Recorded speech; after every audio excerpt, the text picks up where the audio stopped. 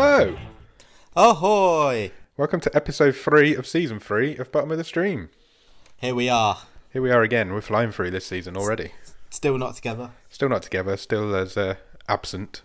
Not in presence, but in spirit. Yeah, you know what they say about absence. Yeah, it's not true. Oh, thanks, mate. Yeah, of course How are it's you? true. How's lockdown treating you? Good. I mean, it's not really saving me much money. Oh, really? No. I haven't spent a penny for like a week and a half. I'm going to be loaded by the end of this. Well, I say it's not saving me money. More specifically, it's not saving my wife money. Because it's my birthday in like a month. Of course, yeah, I'm mine. But obviously, we're sitting round. Well, I'm still working at home and the odd trip out. But I bought a hammock. Nice. Well, she's bought me a hammock for my birthday. And a coffee machine. Nice. So you don't need to sleep in the hammock? What, if I get thrown out of house? Or if you have too much coffee, I mean. Oh, I see. Sorry, me. Might be quite difficult to drink hammock. Drink hammock in a coffee? Drink hammock in a coffee would be very difficult. Drink coffee in a hammock. Drink coffee from a hammock would be very difficult. Yes, that would be difficult. I can see you just lazing around in a hammock all day. I wish. I fell asleep in the garden yesterday for an hour. Okay, lovely. Yeah, that's how bored I am. I've started doing a jigsaw. That's how bored I am. Really? Yeah. It's currently sitting on your side of the desk. I've had to sit on your side of the desk to do it, so I can keep working on this side. I've been replaced by a You've been replaced by a jigsaw of a truck. Oh, yeah, you are a big fan of trucks, so that's... it was the only jigsaw I had. That's how bored I've got. What sort of truck? Is it like from Cars? It's carrying logs. Like No, it's a log carrying truck. It's American. It's got a big American flag on it. I just had this vision of you doing like a 4-piece mater jigsaw from Cars. No, I can assure you it's got 1,000 pieces. And you're just sitting there like really confused. Really struggling with it. Where does this second piece go? How rude. That's good. It's nice to keep the mind busy. Yeah, I've been outside in the garden for the last couple of days, so that looks nicer than it's ever looked. So yeah, we're all good at the minute. I think I'm keeping my sanity. I haven't seen anybody for 3 weeks. That is a bonus, that the weather is nice. Yeah, it definitely is. And I will continue to do some work on the garden, definitely. Yeah, that's what it's all about. People aren't here to hear about our gardens. No, they're really not. This is Bottom of the Stream. We're here to talk about films and TV. And we've never had more time to watch films. Exactly. I'm Nick. I'm Adam. I'm going to do the socials. Do it. Because I completely forgot to do them last week. I don't know if anybody noticed, but we didn't plug ourselves last week. I did not until you told me. I know. I didn't notice till I started editing. It was bad times. Anyway, follow us on Twitter at BOTS_podcast. Instagram is the same, at BOTS_podcast. The website is www.bottomofthestream.com, where you will find every episode we've ever recorded and all 3 seasons stream tables. I've just updated the 3rd one. And Patreon. Follow us on Patreon. Patreon.com/bottomofthestream, where you can donate a bit of money every month and we'll do some bonus episodes. You get a newsletter. There's loads of different things that you get. You get a wild card if you go in at a certain level. So yeah, follow us on Patreon, please. If you can't do that, then leave us a review on Podchaser or on Apple Podcasts, because that also helps the algorithms. It helps people see our little show in their iPhones and other devices. So if you've got the time, 5 minutes, go and do that. Definitely. Much appreciated. It's also more important at the minute because for every review that Podchaser are receiving, they are donating 25 cents to Meals on Wheels. There you go. So that gives you even more cause to go and do it, because you're giving money to charity without actually doing anything. Excellent. Yeah. That's that out of the way. We got any Netflix news? I've got loads. Go for it. Have you seen the trailer for Extraction? I have, yes. I saw it a couple of days ago. Coming to Netflix in the next few weeks, I think. Soon, yeah, I think it's anyway. The end of 2 or 3 weeks, I think. 2 or 3 weeks. It's from the Russo brothers, same guys who made the Avengers films, and stars Chris Hemsworth. So it looks really good. The trailer's awesome. Looks like a proper film. He's like secret agent, isn't he? Secret agent man. Yes, he is. He's tasked with capturing and rescuing a young child by the looks of it. It looks really good. Check out the trailer. I tweeted the trailer out a couple of days ago, so if you go through our Twitter, you'll find it at BOTS_podcast. Yeah, it looks good. I'm looking forward to that one. you think he uses a hammer at any point? Probably. I would not be surprised in the slightest if there's some sort of hidden references in there. Got to do it. Got to do it. Next piece of news. Season 6 of Schitt's Creek is coming to Netflix in May, which is exciting. It finished in America earlier this week. Final episode was on earlier this week, I think, or last week. I must admit I have already watched it. I couldn't wait, and it's brilliant. So look forward to that in May. I have a bit of a not an issue, but I've not quite broke through with that show. Really? Yeah. So I absolutely love it. Yeah, and everyone says how amazing it is and how hilarious it is. So, and I will say, I've only watched like 5 or 6 episodes. Right. At the start, so literally right from the start. But yeah, it's not clicked. Stick with it, honestly, man. It's well worth it. It's okay. So good. It's so what's the word? Don't know, but it's amazing. I love it. I love it so much. And the final season is really good. It's really there's a word and it's on the tip of my tongue and it's really annoying me now. Wholesome. It's really wholesome. You really relate to the characters, and the finale was so good that you was like, yeah, I'm really glad it's gone out the way it did. Really enjoyed it. All right, we'll try and stick with it. Yeah, definitely stick with it. See how we go. It's really good.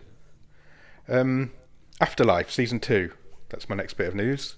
Okay, cool. Did you ever watch Afterlife with Ricky Gervais? Yep, watched it all. Really good episode. A really good show. Season 2 is coming on April the 24th, so really soon. Good.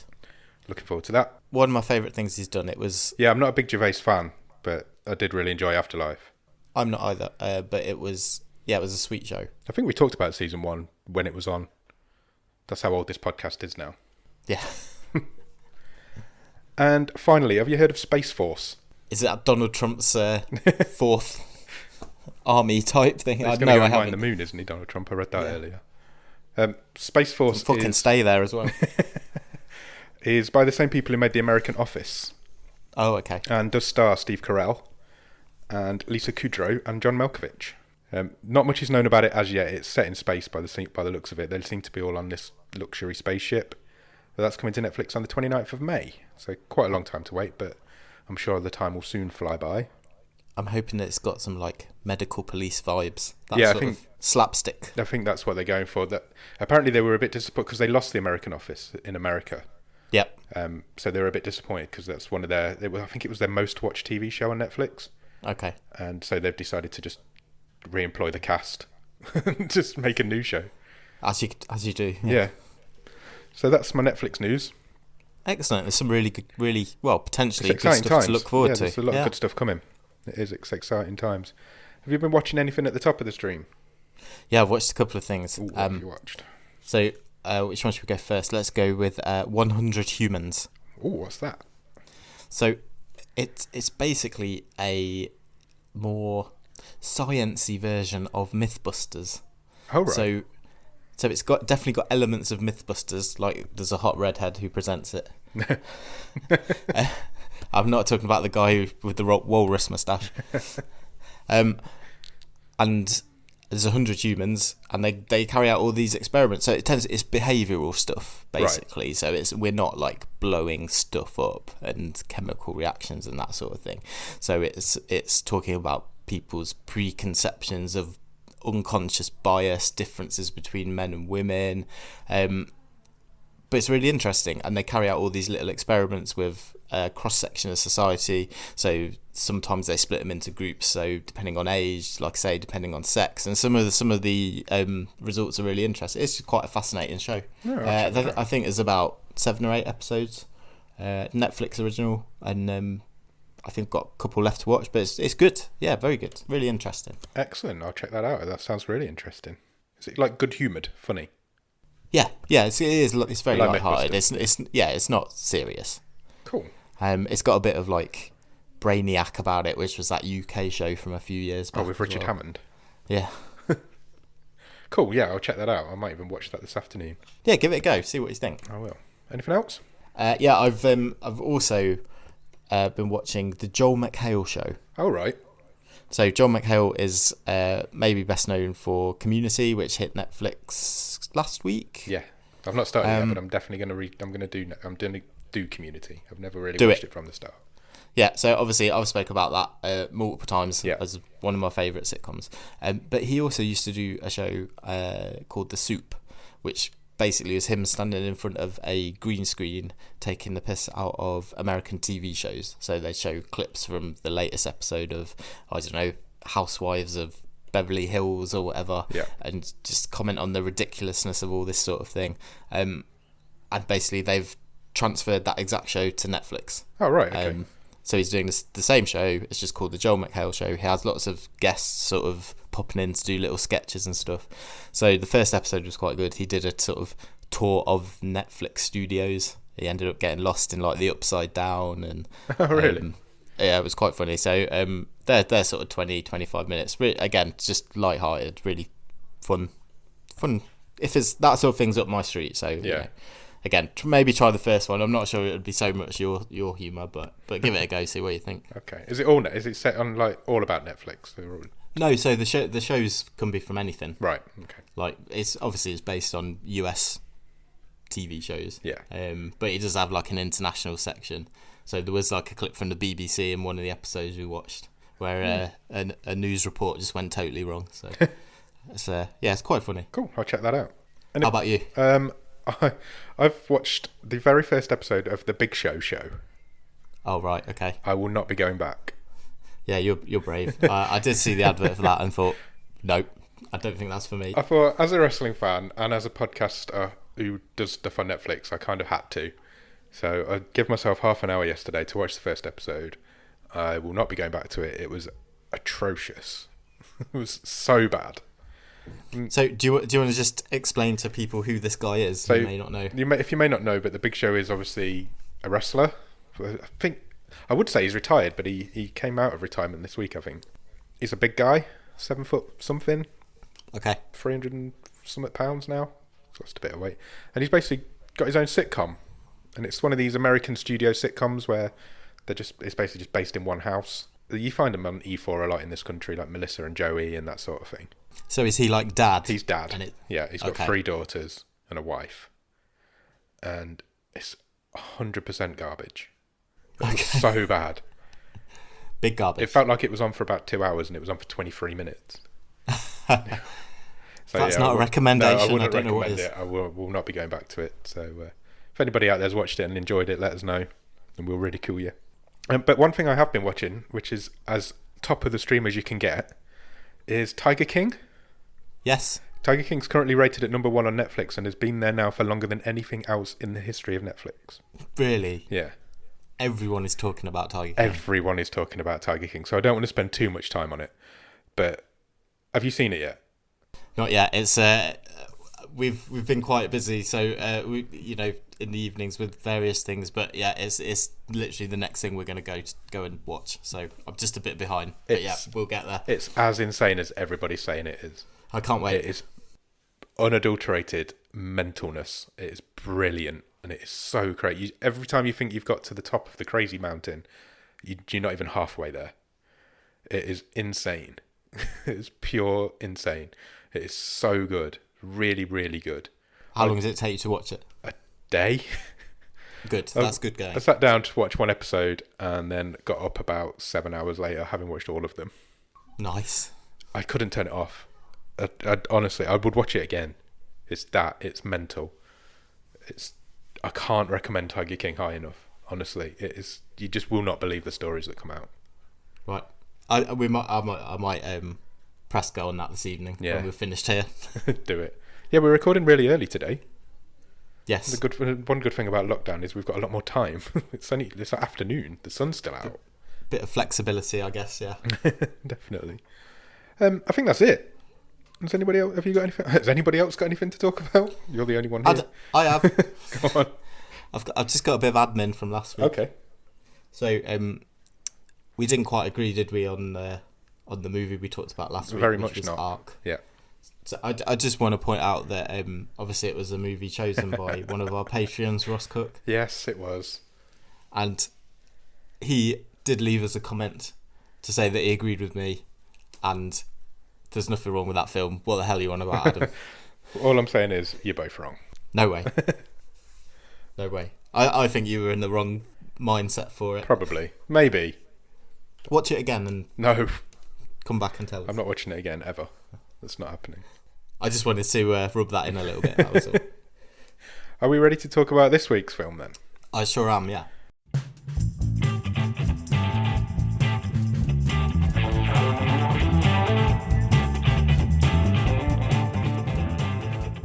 Okay, this week we watched a film called Bad Day for the Cut, did we not? We did. It's from 2017. It's an 18, which we don't get many of. It's on for an hour and 39 minutes, and it's currently rated at 6.5 on IMDb. So it's a big high number. Stars a guy called Nigel O'Neill as Donal, who you won't really know, I don't think. He had a bit part in Game of Thrones and a bit part in Vikings, but he's not like hugely famous outside of Ireland, I don't think. Also stars a lady called Susan Lynch, who plays Frankie, and you will know her from Waking Ned, From Hell she was in, and she's also in Save Me, which is just come back for its second season, I believe, on Sky in the UK. And that's it. Really, I haven't written anybody else down. Layla Roddy's in it. He was in Michael Inside, which was the premiere episode of season 2 of Bottom of the Stream. He's in this very briefly. Yeah, very briefly. He comes in he's only really in it at the beginning, isn't he? And then he's mentioned a few times, but never back in it again. Also stars Ian McKellany. I'm going to say that's how you pronounce his name, as Aemon, who you will know from Game of Thrones. He was in Game of Thrones. He was Barristan Selmy in Game of Thrones, and he's also in Rogue One. So he's probably the most famous person in it. Was written and directed by a guy called Chris Bohr, but I didn't really get any information on him. He's pretty much a newcomer. And that's it for my casting. Have you got a one-word review? Agricultural. Yeah, I'd go with that. This is our token gritty Irish drama. We seem to do one every season. Yeah, that's weird, isn't it?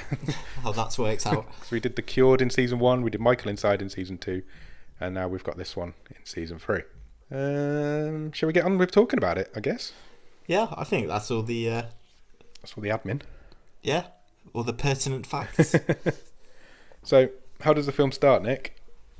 In hospital with a guy in a ventilator, which is apt / a bit sad for the current climate. Yeah, not a good place to be to start with these days.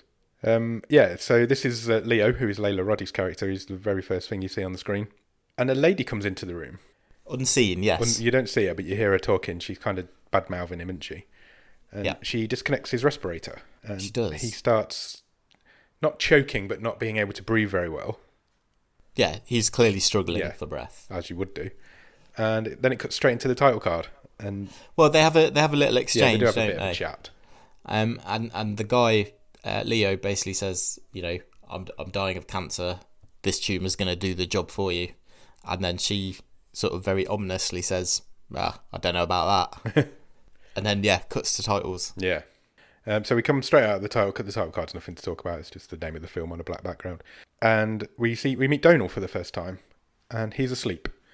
And suddenly he gets woken up by his mother, who's calling for help from the bathroom because she's fallen over. She has. Because she's an older lady, because he's in his 50s. So how old do you reckon she is? I'm glad you've pointed this out straight away. Because, so Donal is a farmer and he lives with his mother, as you've said.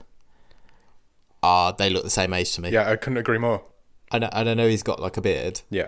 And there's a fair bit of grey in there. He looked older than I believe he's supposed to be. Yes. And the lady playing his mother, who's called Florence, so the character is Florence, she does not look like old enough to be an infirm, struggling, elderly lady. No, she does not. Have you done a bit of research and find out the age difference in real life? I tried. So the lady who plays Donal's mum is a lady called Stella McCusker. Okay. Now you text me whilst you were watching this film and said, look at the age difference between the two main characters, or the mother. I did. I really try not to. Well, we don't talk about these before we get together on this. But I had to text you and I said, have you watched it yet? Just keep an eye on these two characters. Yeah. Because there is no way. I actually found it quite off-putting because I just did not buy them. Yeah, I know what you mean. I know what you mean, because he looks, mid-50s? And looks like she's got maybe 5 to 10 years on him. Yeah. Now, I couldn't find his age because there's not a lot about him on the internet, but I did find his profile on his agent's website, Yep. and it says he can play an age range of 45 to 55. So I'm going to guess that he's somewhere in the middle of that. Makes sense. Yeah. The woman who plays his mum is called Stella McCusker. He's Yep. 78 now. No But way. when she was filming this, she would have been 73, 74, 75. She looks incredible. It's mind-boggling, isn't it? Because if you watch this film, she looks late 50s at the most. Yeah. She's I'd have said she's got five, maybe 10 years on him. yeah. She hasn't. She's more than old enough to be his mother. Wow. But when you see them together in the film, you wouldn't believe it. I swear. I takes you back when I watched it. I was like, fucking hell, what's going on here? And it is quite off-putting because there doesn't look that much between them. No. And there really isn't. There you go. Wow. Anyway, back to the film, I guess. So he helps her. Yeah, up. she's fallen over in the bathroom, and he helps her up and puts her on the toilet, doesn't he? He does. And then they go back. Then she kind of goes back to sleep in the bed, and then we get cut to the next morning, and it's a bit of a montage, isn't it, of them just living their boring life on this farm. So he goes out. Yeah, he goes and does a load of man stuff. Yeah, he goes out So shooting and whatever. he fixes his car and all that sort of thing. Yeah, he shoots a rabbit, and then his mum cooks it for dinner. And then this guy turns up and just gives him a camper van. Yeah, so he's buying a car off Donal, but he says, I haven't got any money. Do you want this van? Yeah. You can fix it up. Yeah, because it looks like Donal uses his farm to repair cars and sell them on. Yeah, he's a bit of a handyman. mechanic savant, isn't he? So anyway, he gets hold of this. He gets given this camper van. And in the next scene, he's kind of sitting around in the lounge of his mum, and she's reading out the obituaries from the newspaper. Yeah, no, you know how like old people do. Yeah, as they do. Oh, my mate's dead. My other mate's dead. That's pretty much what she says, isn't it? Because she's it is. Yeah. She starts getting upset that all her friends are old and dying, and Donal says to her, "Look, I'll stay in if you want tonight. I don't need to go to the pub." But she tells him to go, so he goes to the pub for an evening's drink. So it's worth pointing out the person that she's got upset overseeing their name in the obituary column is Leo. Yeah, who's the guy we met at the beginning. Pre-credits, yeah. So Donal goes to the pub, and he's just sitting there having a quiet drink, isn't he? And then some youths... He kind of vaguely chats the barmaid up. Yeah. And some youths start ripping him it's a small town by the looks of it, so I think everybody knows everybody. But they start ripping him for still living with his mum. Well, I thought the guy he got in this spat with looked like 40 as well. Yeah, he did. Maybe my age radar's just off. It must be. It really You're right. must be. It was supposed to be like a youth. Yeah, I think he was. But... Maybe they look like everybody in Ireland looks older. Who knows? Anyway, a bit of a scuffle kicks off, and this guy ends up getting kicked out, and that's basically it for the pub scene, isn't it? It's a bit out of place, but I think it's just to show you that Donal's not really scared of anything. Yeah, he has no fear. He just will start on you if he has to. So he goes back to the farm, and whether it's just the way it's edited, he basically goes straight back to the shed, and he just does this van up. Yeah, I think he did do it because it was overnight. Yeah, overnight. I think he did because I've written that goes home and starts working on his new mobile home. But he proper A-teams it. So he rips everything out. He repaints it. Yeah. He gets it going. So the whole kit out he does. Yeah. And it cuts to the morning and it's just there, done. Yeah, it's all finished. He's painted it a nice shade of red. Which is a real bit of Hollywood. maybe some time did pass, but... Maybe. That's what I mean. Maybe it's the way it's edited. Yeah, maybe it was some time passing. But it was literally like, the way it was edited is Ma had gone to bed. He'd gone down the pub. She wakes up in the morning. Hey presto, here's this camper van. Yeah, it's pretty much exactly what happened because he takes her out the next morning to show her, doesn't he? He kind of tells her to shut her eyes, and she couldn't care less. She's not interested. She won't go on holiday with him yet. He wants to take her to the coast for a few days, and Yeah. she's not having it. She's like, no, I'm too old for that. Too old for that shit. And she's just not interested. So what she does instead is she comes out to apologise later on, and she brings him some beer. Yeah. And so he sits in his camper van on his own with 4 cans of beer and just drinks them and falls asleep. He does, yeah.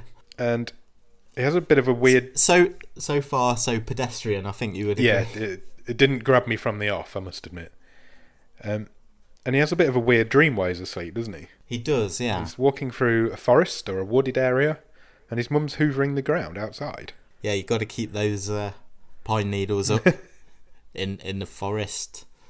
Yeah, it was a weird one, because it happens again later on, and it's just a bit strange. But something wakes him up. It's her in the dream, so she cries his name. Yeah, she shouts his name, and he wakes up. And just as he's getting up, he sees a man getting into a car. Yeah. In the farmyard, and the car drives off. So he runs inside to see what's going on, because it is like the middle of the night. Yeah. And he finds his mum dead on the floor. Yeah, she's had her head caved in. Yeah, she's been murdered. She's been hit. She's been hit with a old mantelpiece clock, like carriage clock. Yeah. And yeah, she's been killed with it. He calls the police, as you would do, and tells them exactly what he saw. He saw this older gentleman getting into a car and it drove off. That's a fancy-looking boy. Fancy-looking boy, yeah, he does.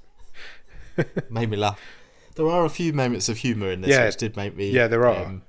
It's got a real charm to it, hasn't it? Chuckle. There's something about it that just works for me.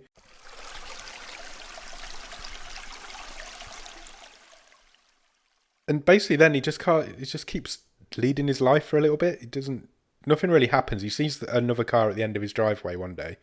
That kind of drives off. Yeah, he cooks his breakfast. They have the wake, don't they? Yeah. Which is where you meet Uncle Eamon, and he's just generally Donald's moping around, isn't he? Yeah. Trying to come to terms with things. Yeah, and eventually he goes off to sort his mum's bedroom out, because obviously she doesn't need it anymore. So he strips off her bed and he finds an envelope full of money under the bed, or under the mattress on the bed. It's a thick wad. It's a lot of money. It is a lot of money. And he also finds a photograph. Yeah, we see the relevance of that later on, but it doesn't really mean anything to us at this point. Yeah, it becomes more prominent later on. And whilst he's doing this, he hears a noise outside. Yeah. So he's like, oh, what's kicking off now? Something else is kicking off. So he goes out to the barn with his gun, and he meets two men out there who are masked men. They've got balaclavas on. Yeah. And they've got guns as well. And they try to hang him. Yeah, basically so they subdue him. Yeah. Get him to stand on a chair, and one of them sort of fashioned a noose from some rope. Yeah. And they kick the chair away. Yeah. But the rope's too long, and he just lands on the floor. And it's really funny. It is really funny, because it's a really dark 10 minutes of the film up to that point. And yeah, it's a nice bit of humour at the end of it. And it kind of sets the scene for the rest of the film from here on in. It doesn't go as dark again, I don't think. Yeah, maybe a bit later. So one of the guys is like, "You put too much fucking slack on the rope." Is that your Irish accent? No, because right, I've changed my settings back. So after last week, where I had I could hear myself through the mic. Yeah. But there was a delay on it, and it was making me sound drunk. It did sound drunk all the way through last week's episode.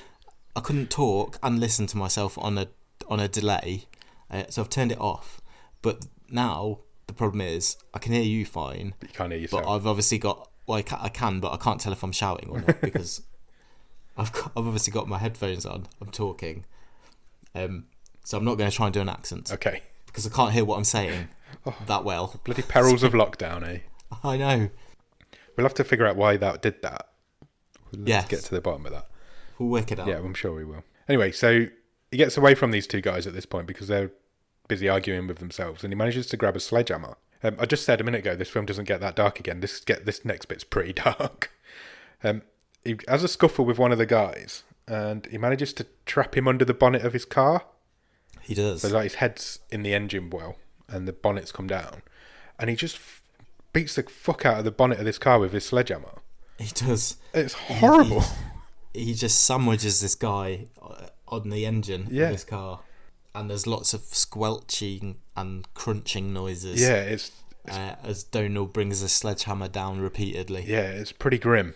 And he lifts the bonnet up. The other guy's like screaming and cowering in the corner because he's like, this was not how this was supposed to go. He lifts the bonnet up, and this guy's had his head impaled on some part of the engine and is quite clearly now dead. So yeah, Donald turns to the other guy and sort of removes the guy's balaclava. Yeah. And he says, "What are you doing? Why are you here?" And the guy replies that we were sent to kill you, but I don't know. I don't have any info. I'm just helping that guy. Yeah. But this second guy who he's talking to now, interestingly, is not Irish. He's very not Irish. He's very much not Irish. Eastern European, we will say at this point, Yeah. I think. Yeah, he's got an accent, hasn't he? So Donal picks up the phone. Yeah. He calls 999. Yeah. But he stops short of talking to them. Yes. When he's back in the living room at this point, he looks down, he sees the blood stain on the carpet. All right, Michael Jackson from where his mother was murdered, and he decides he's not going to talk to 999, and yeah, he's obviously going to try and take some action of his own. Yeah, he's going to sort this out himself. Just after that, the dead guy's phone starts ringing. Donal grabs it and he gives it to the other guy and he says, just tell them it all went well and we'll figure it out from there. So he does. Basically, this other guy is called Bartos, who is now quite a prominent character in the rest of the film. Whoever's on the other end of the phone, he tells them it all went well and that he'll be back later on or whatever. So then they go and bury the dead guy in the woods somewhere. Yep. So I think it's later on. And then he packs up a bag and he leaves. He gets in his camper van. Donal does. He's got Bartos tied up in the back, and they just drive off together, don't they? Yeah. So they know where this rendezvous is. Yeah. Because Bartos has spoken to whoever he spoke to on the phone. Yeah. And that's where they're headed. Yeah. So they go on a bit of a road trip. In the next scene, he's stopped at the side of a road in a lay-by, and he's just he's done a pack up, hasn't he? He's just having a sandwich. So he's made some sandwiches for the trip. Yeah. And he sort of says to Bartos, what's going on? Bartos says, look, I genuinely don't know anything. There's a guy called Gavigan who's the boss. Yeah. I was only there last night because they've got my sister, so they're making me help out, basically. Basically, his sister's being forced into the sex trade.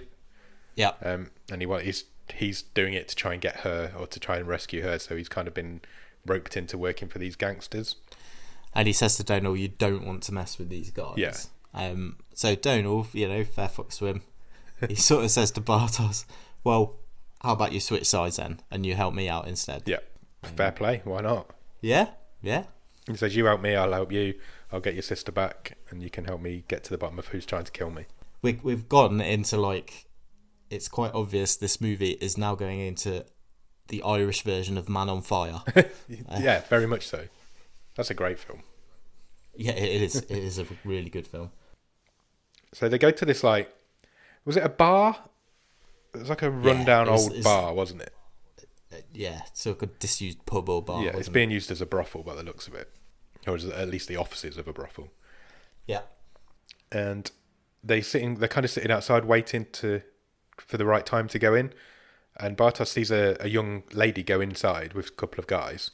And he thinks that's his sister. He's like, I think my sister's just gone in there. So they decide that's the time that they need to go in now. So Bartos heads to the front door as Donal heads around the back. And Bartos kind of meets up with this guy who's, what was his name? Gavigan? Gaviston. Gavigan. Gavigan. Is that an Irish name? I've never heard that name before. No, me neither. It sounds like something from Game of Thrones. Yeah. He seems to be main bad guy at this point, but we find out later on that he's mainly just a henchman again. He's like middle management, isn't he? He's running this offshoot of the business. Yeah. And Gavigan, I can't say that without smiling. Sorry if anybody's called Gavigan, I apologise. It just makes me laugh. I don't know why. But he starts questioning Bartos about what's happened and where the other guy is. I didn't catch the other guy's name, the one who got killed. Basically, Bartos feigns ignorance. He says, well, is he not here yet? I'm sure he'll be here soon. He's got the evidence that Donal's dead. Yeah. And Gavigan is not having that. He doesn't believe him. So he brings out this girl who Bartos thought was his sister, but it turns out wasn't. And he starts strangling her. He does, yeah. So he's got a hammer. Yeah. And he sort of threads it through the collar of the dress. Yeah. That the girl's wearing, and he just starts twisting it, so she's slowly getting choked. It's pretty nasty. Yeah, it's pretty dark when you think about it, this film. Yeah. Because I said earlier, it doesn't get as dark again, but that's twice now it's got pretty dark. Yeah, and that makes Bartos kind of tell the truth, and he admits that this guy is dead. And that, well, kind of tells the truth. Well, yeah, he doesn't tell the whole truth, but he says, He says, I think it's Damien. He says, the farmer killed Damien, and then I killed the farmer. And then Gavigan kills the girl anyway. Yes, he does. Because he says, well, she tried to run, this was going to happen anyway, so... Yeah. He's a real shit. Yes, he's not a nice guy. Is this the point then where Donal comes in with his shotgun? Yeah, so that sort of interrogation is intercut with Donal sneaking his way... Through the back of the pub. Yeah. And he manages to lock one of the other henchmen in a room. Yes. So now they've got the numbers advantage. Yeah. So it is, because he's locked this henchman in the room, you've got Donal comes through into the main room of this pub, and it's him and Bartos confronting Gavigan. And they decide they're going to take him, don't they? So they take him at gunpoint back to their camper van and kind of drive away. That's where, because Donal apologises to Bartos about his sister, but Donal says that wasn't my sister. Or Bartos says that wasn't my sister, we were all right. So they drive out into the middle of some wooded area again. But when they get there, Gavigan's still unconscious. Because they want to question him. They want to get to the bottom of it, but he's still unconscious. So they make some dinner. He makes like a pot of beans. Yeah. In a saucepan. And just as they're serving it up, Gavigan wakes up. He does, yeah. And they start questioning him, and he's not giving anything up to start with. He's being quite defensive. He calls Donal's mum a cunt at one point. I think language is definitely the primary reason why this there's a lot of movie was rated there's an 18. There's a lot of C-bombs dropping. Donal takes massive exception to that. Does not like that at all. So he grabs this boiling hot saucepan of beans and just holds it against Gavigan's head. He does, yeah. You can hear it sizzle. Yeah. And he's screaming, and eventually he gives up the name of his boss, who, well, he says the name, you need to look for Trevor Ballantyne or Valentine? Yeah. Ballantyne. Ballantyne. Yeah, he gives up the name Trevor Ballantyne and the boss. He says you need to find those two. And Donal says, this Trevor, is he a kind of fancy looking boy? Which again made me chuckle, and Gavigan's like, yeah, sounds like that's definitely him.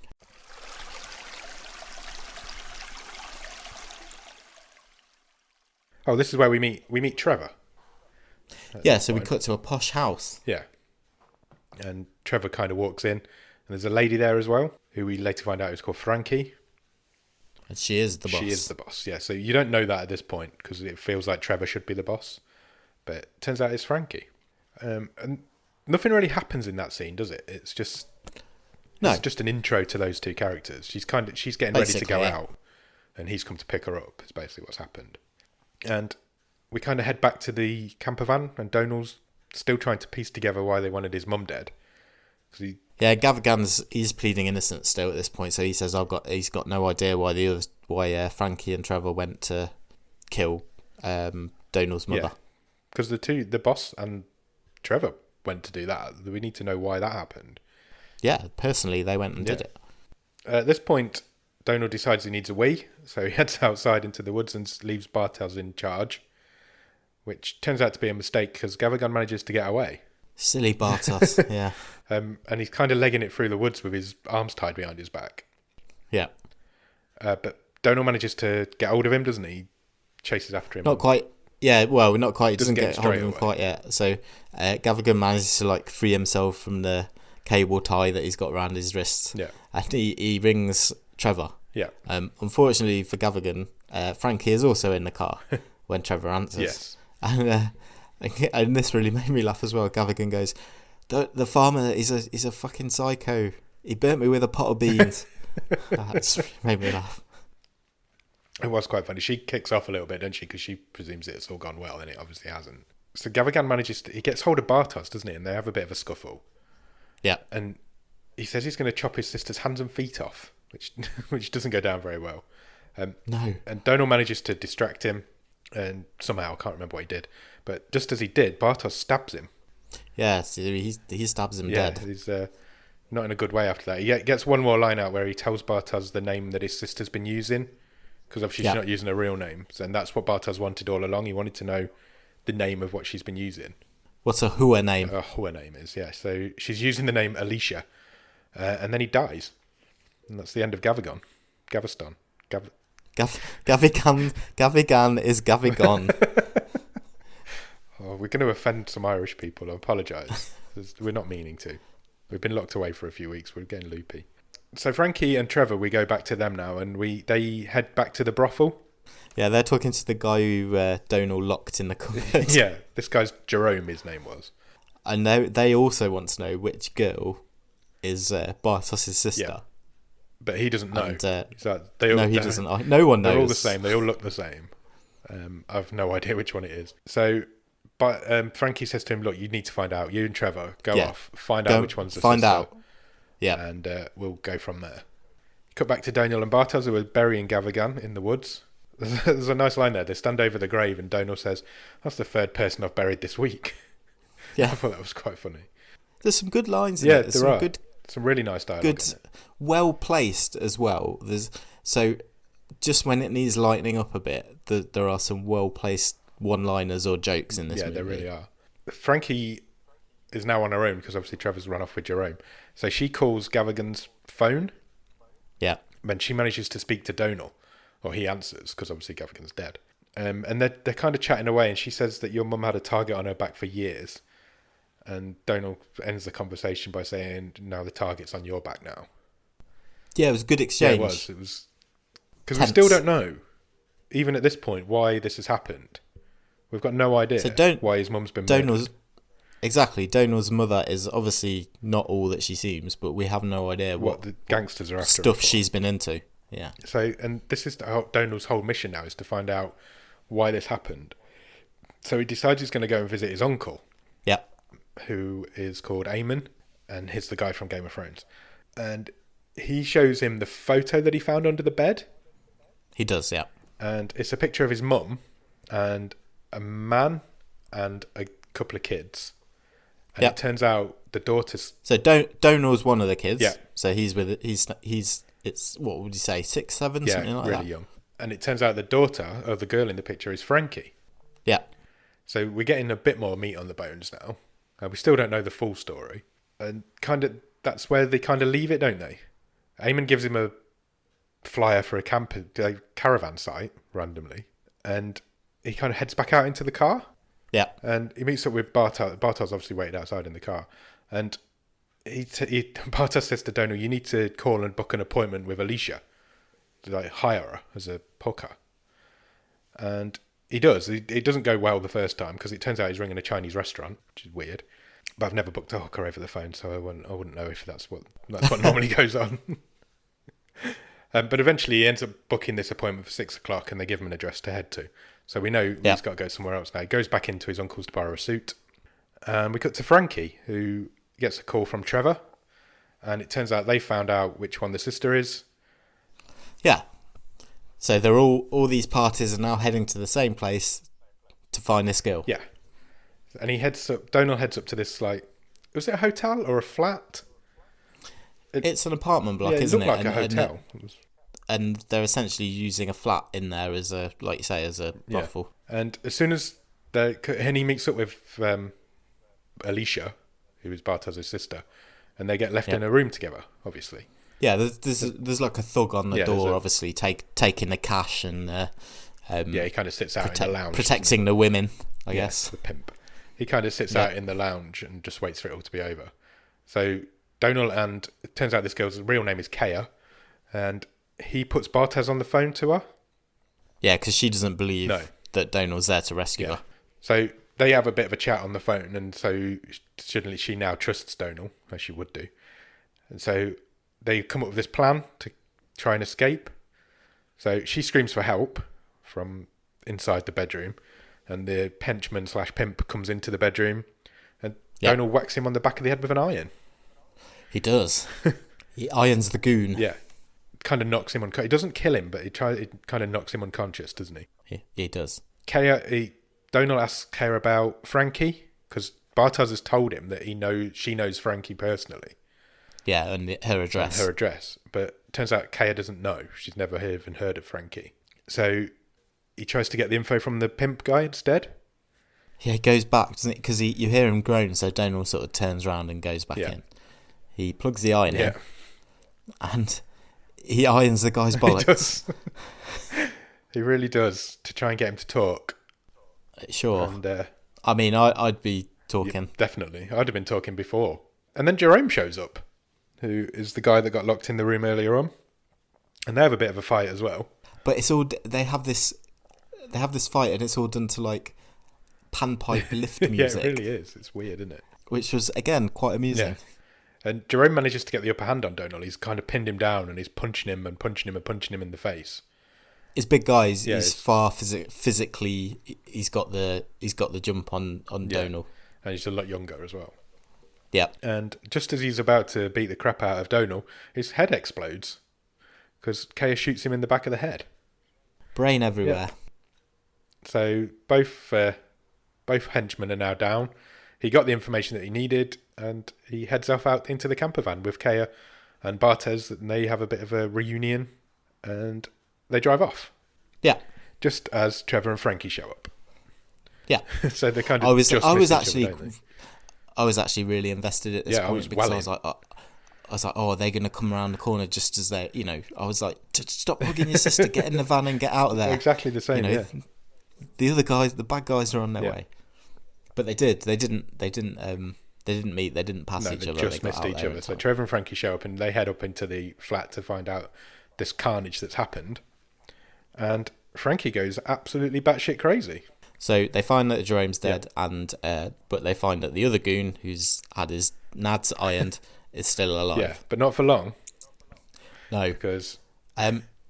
excuse my language. Always. And if there's any kids, just move them out of the room.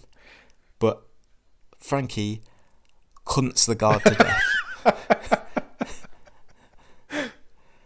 That's the only way I can describe it. She gets the iron and she just batters him with it. And every time she hits him, she drops the C-bomb. There's got to be 6 or 7 probably. C-bombs. Yeah. Do I have to bleep that out? I bleeped that out the other week when I said it. It's up to you. I'll find out. Okay. I have said it once before and we didn't bleep it, but maybe I think I bleeped it when I said it because I said it quite aggressively. You can say it aggressively and you can say it non-aggressively, so I might leave it in. Okay. We'll see. People who are listening will already know because it will already have happened. That's true.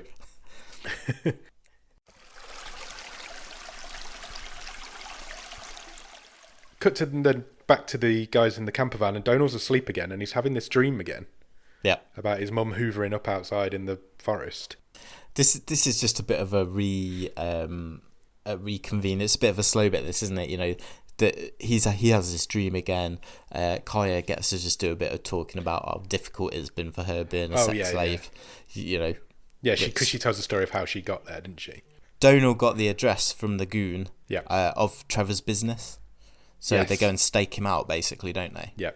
And Donal wants to go straight away. And Bartos is, for once, the voice of reason, saying, we need to rest up a bit. Yeah. But that doesn't happen. They all pile back in the van, and they go and wait for Trevor to turn up outside his business, which is an ice cream shop. Yeah, randomly.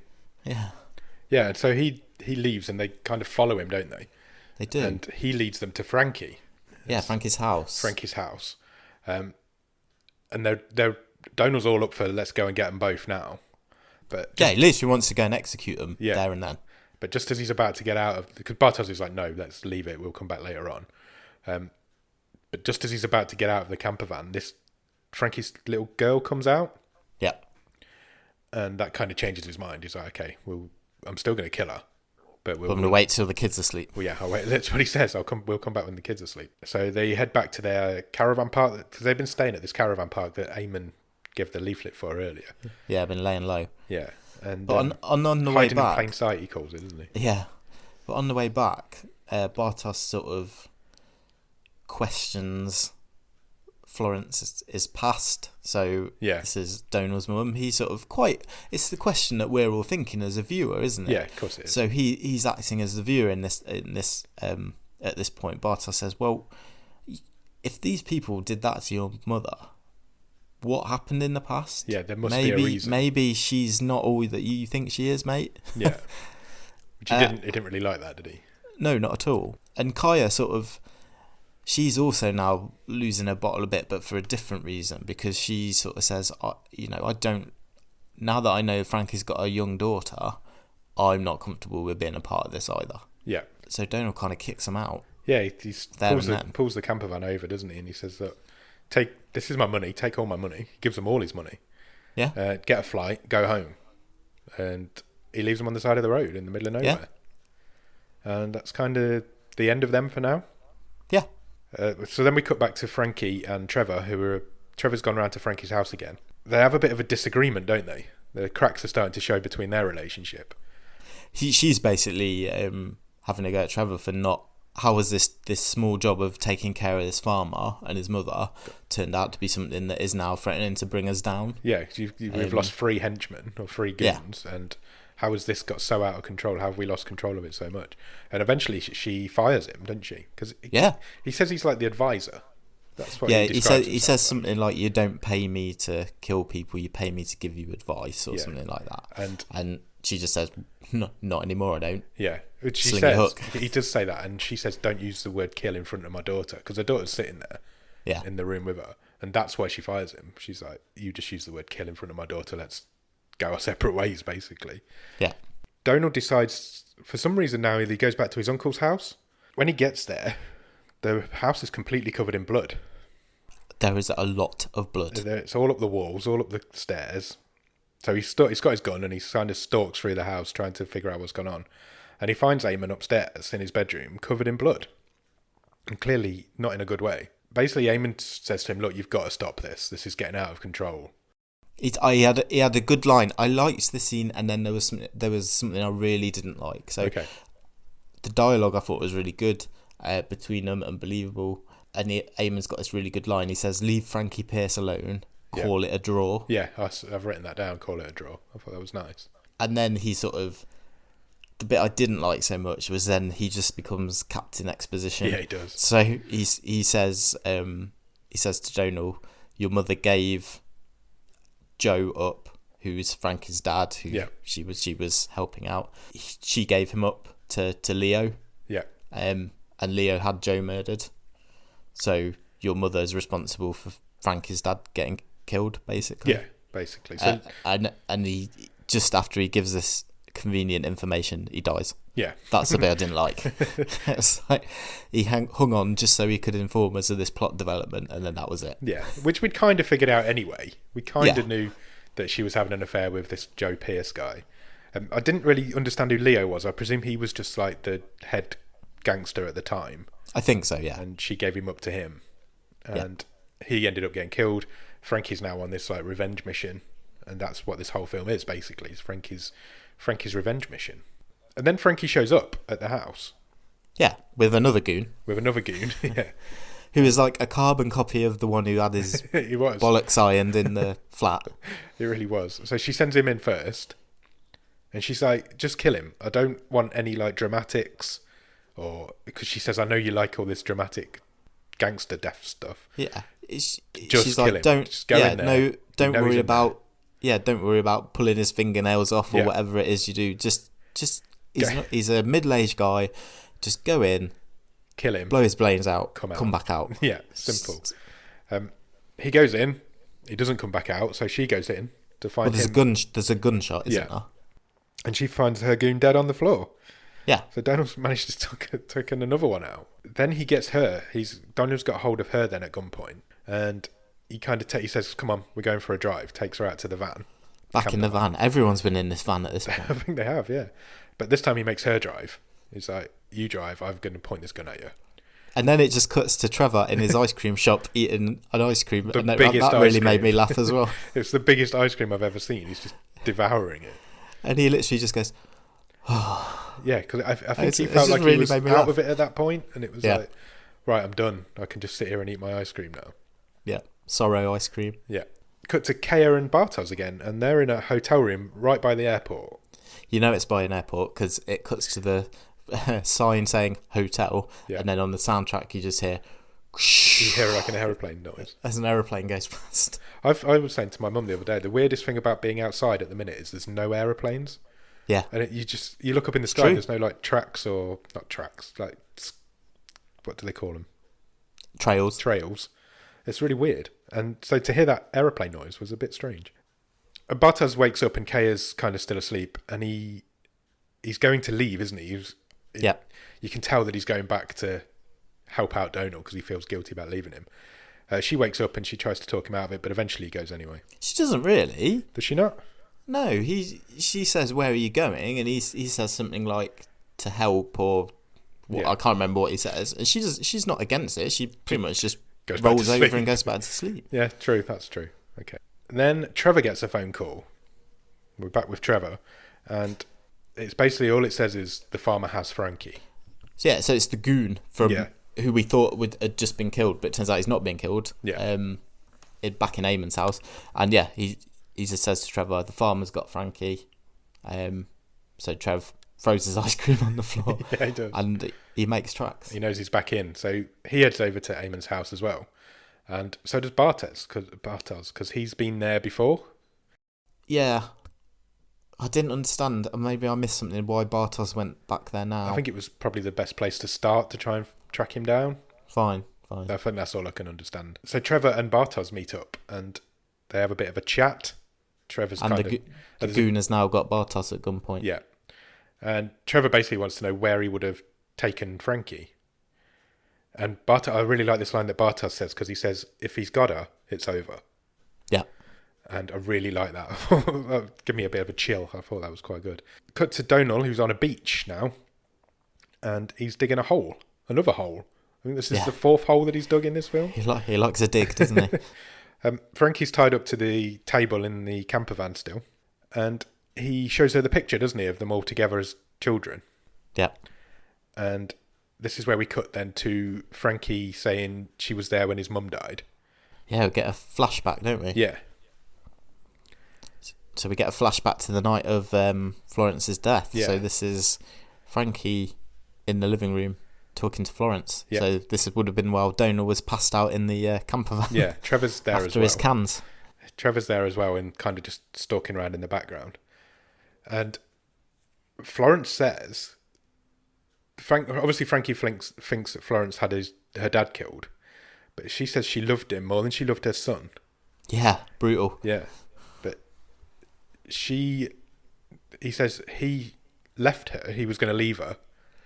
He said Joe loved her just as much, but he told her that he was leaving her because he's already got a family. Yeah. So Florence says that she shot him. Yeah. And framed Leo for his murder. So obviously Frankie doesn't appreciate this very much at all. So that was news to her. So yeah, she didn't know that. The story is that Florence shopped Joe to, I've forgotten his name. Leo, and Leo had him killed. Yeah. But no, Florence killed Joe herself. Yeah. And twist. And remember, Frankie's already killed Leo, which was the very first scene in the film. So Frankie doesn't like this at all. So she grabs the clock off the mantelpiece and batters Florence's head in with it. Yeah. And kills her. So we've got a whole sort of it's a mess, horrible, isn't it? murdery circle going on now. Yeah. Of mothers killing fathers, daughters killing mothers. Yeah. Yeah, it's not good. No, not good at all. Frankie and Donal are having a bit of a conversation after that, and Frankie says she was 5 years old when Florence killed her dad, and now you're going to do the same to me, because he's got her sitting in just above the grave, hasn't he, that he's dug? Yeah. At gunpoint. This was a good line as well. So I didn't trust her for a second. No. But Frankie says, your mum killed my dad. Yeah. Now you're going to do the same to me. Yeah. You're going to leave my girl without a mother. Yeah. It's really dark. Yeah. Till we've been talking about this, I didn't realise how dark it was, because, like you said earlier, there is those points of humour that kind of break it up a little bit. But it is really dark. Yeah. Donal at that point decides, okay, I'm not going to kill her. I'm going to walk away from this. I'm just going to leave her here. And Frankie kind of stalks up behind him and hits him with a spade. He says to her, I feel sorry for your daughter because she's got you for a mother. Yeah. But then he sort of lowers the shotgun and he says, that's the end of it. Yeah, we're done. We're done. You know, I didn't think it was. No, and it wasn't. It never Carry was. on. So Frankie she gets hold of the spade and she legs it after Donal, doesn't she? And she whacks him with it and knocks him down. So, and then she legs it because she's trying to get back to the camper van so she can escape. And Donal chases her down whilst loading his shotgun, and they both get to the opposite door at the same time. So he gets to one door, she gets to the other, and he points the shotgun through the door at her, And she laughs at him. She's like, that's not even loaded. And then he shoots her. And it definitely was loaded. Yep. So Donald's now killed Frankie. He then gets a call from Trevor on Bartos's phone. Yeah. So he answers it, and he's trying to say to Bartos, look, get out of there. This is not a good situation. Trevor realises at that point that Frankie's dead, and Trevor gives the phone to Bartos then, and they have a bit of a chat. And suddenly... Donald's like, why the fuck have you come back? Why did you come back in the first place? And then suddenly he hears a gunshot on the other end of the phone. And Trevor comes back on the phone, and he says, if you want me, I'm at your uncle's. Yeah. And Donald just dials 999 again, and you hear the person answer. And then the film ends. Yeah, so again, you're left at that, with Donald at that crossroads. So is he going to talk to the police and bring him in and end it, or is he going to hang up and carry on this Does he go back to Eamon's rampage house and try and take out Trevor? Yeah. Yeah, so I really enjoyed that ending. I thought it was really good. Because they could have kept it going, but there was no need. It was nice to keep it open for your own interpretation of what he would have done. Yeah. I mean, I'm not sure if I needed the whole Bartos coming back and that extra bit on the end. Yeah, you're probably right. I'm not sure. I can go either way on it, to be honest. It could have gone without it, I suppose. You could have just left Trevor as a retired. It makes for a nice ending. Yeah. Like you say, to be able to make your own conclusions and with this guy at a crossroads, I like that. But as a whole piece, I don't know if I needed Bartos coming back, getting involved, and so I can go both ways on it. Yeah. I'm not quite sure yet if I was wholly on board with the ending. I think at the same time it wouldn't have been a bit out of place for the film to give Bartos and Kara a happy ending.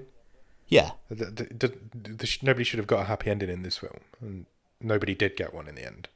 I think that's probably the point, isn't it? That's why that stylistic choice was made. It's because, you know, as far as we know, Bartos and Kaya are the innocent people in this. Yeah. But it wouldn't have been fair, really, to have Donal have taken out Frankie, but for him to then not have more punishment. I don't know if it's the right thing to say, but he's done a lot of wrong things through this as well, and so is his family.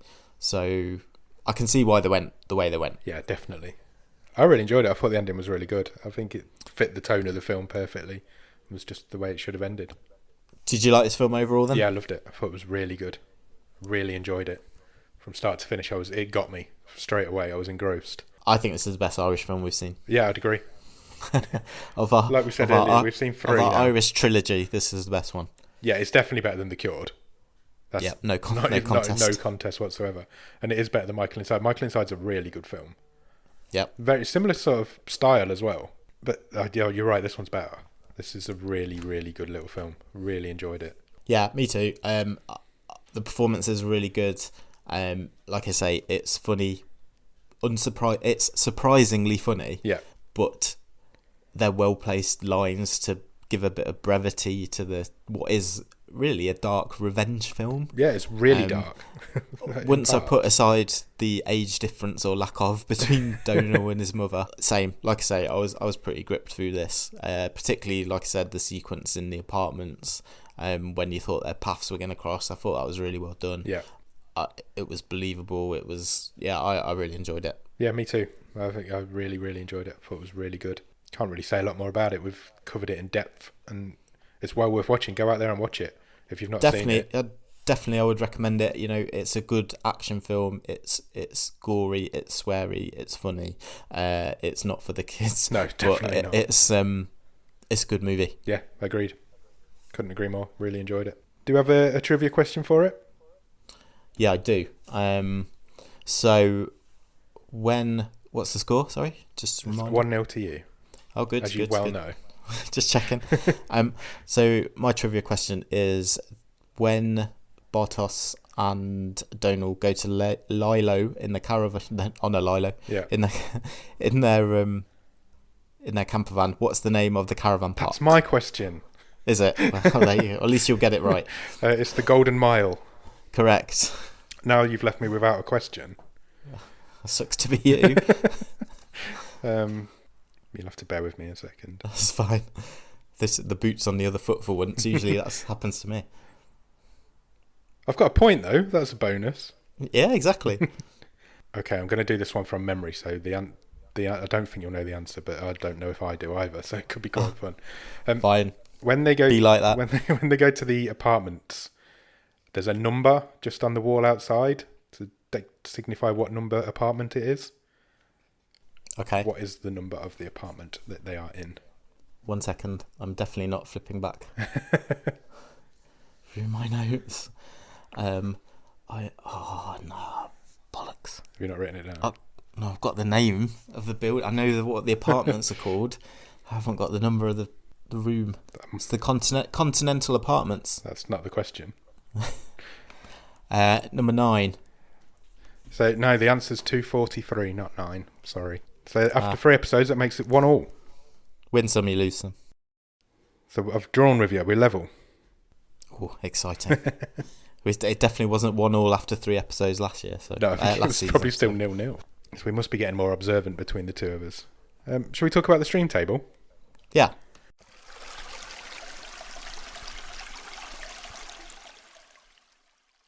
I think this is pretty obvious where this one's going for me. Yeah, it's best film we've seen out of the 3. I can't even debate that with you. It definitely is the best film we've seen out of the 3 of them. Number 1? Number 1, just above Ark. No. Ark went in at number 2 last week. I did it. Yes. Because I edit the website and I put the stream table together. No, I did. So, yeah, number 1. Bad day for the cut. Hopefully it'll get beaten, to be fair, because we're only 3 episodes in. So, but I can give it there for a little while. It's the best thing we've seen. I'd be disappointed if this is the best thing we see. Yeah, me too. This season. It wouldn't be in the top. If I compare it to the top end of season 2, I'm not sure it's making the top 6 to 7. No, you're probably right. Struggled to make the top 10, I think, but so far out of the 3 films we've seen, it's the best one. Yeah, I know. It's really good, it. and I really enjoyed it, and I don't want to be down on it in any way. I'd much recommend it to everybody. While you're sitting there in your isolation period, go out and watch it. Yeah, what have you got to lose? Check it out. It's only an hour and a half of your life. Got loads of them. Got loads of hours and a half spare. Shall we pick next week's film? Yeah, let's do it. Okay. I've updated it a little bit. I've added some more films to the list. Good. It's about time. I know we've been meaning to do the admin on it for a while because I added quite a few over the last 2 or 3 weeks, I think. Yep, and I've updated it. So there's currently 78 films on the list. Wow. So we've got a long way to go. That's 3 seasons full. More than 3 seasons full. Are you ready? Go for it.